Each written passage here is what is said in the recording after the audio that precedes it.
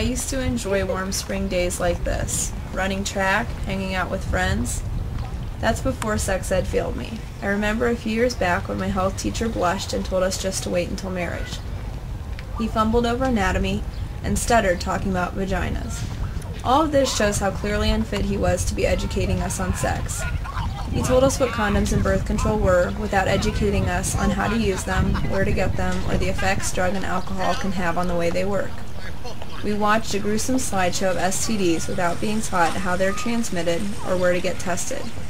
After that, we had the pleasure of watching a child being born that made us snicker through lunch because obviously we had lost our appetite.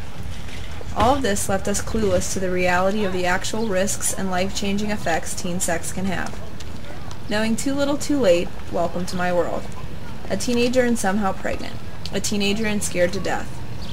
My head swirled with every lie I'd been told, every misconception I had about how wonderful sex is.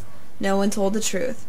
No one told me how much pain and depression would come with my first sexual encounter. No one told me how to overcome the loss and shame I would feel. No one told me to be careful and make smart choices. Here I am, no longer a teen but a mother, responsible for the life of another. I have come to terms with how little I actually knew, which prompted me to believe having sex was no big deal.